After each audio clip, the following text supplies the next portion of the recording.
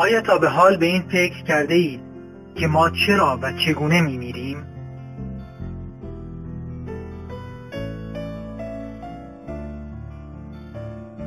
در طول تاریخ چند هزار ساله بشر، ادیان و تمدن‌های مختلف هر کدام توجیه و یا افسانه‌ای برای آن ساختند. اما دانشمندان درباره مرگ چه می‌گویند؟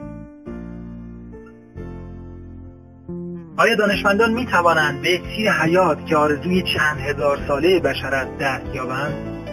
همکنون پروژه‌های عظیم چند میلیارد دلاری در آمریکا، روسیه و سایر کشورهای پیشرفته در حال انجام است تا بتوانند عمر انسان را به 200 سال افزایش دهند.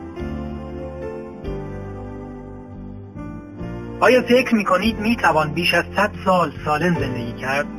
جواب علم به این سوال مثبت است و دانشمندان سعی در عملی کردن آرزوی جاودانگی بشر دارند.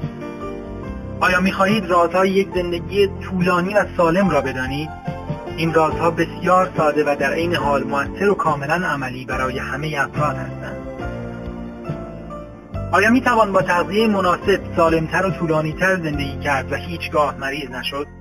دانشمندان میگویند با چند تغییر ساده در رژیم غذایی میتوان 25 سال بیشتر و سالمتر زندگی کرد.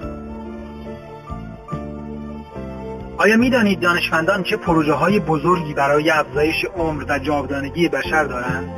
ابداع دستگاه پرینتر اندام‌های بدن، جایگزینی اعضای فرسوده بدن با اعضای تازه، کپی اطلاعات مغز، شخصیت و آگاهی انسان روی ابر کامپیوتر و پیوند مغز با یک بدن سالم و نو و انواع داروهای جوان کننده و ضد پیری تنها بخشی از پروژه‌های دانشمندان برای تحقق بخشیدن به آرزوی جاودانگی بشر است. آیا می‌دانید مسن‌ترین انسان چند سال دارد و راز طول عمر او در چیست؟ آیا می‌خواهید از آخرین پیشرفت‌ها و اخبار علمی در مورد رازهای طول عمر و سالم زندگی کردن باخبر شوید؟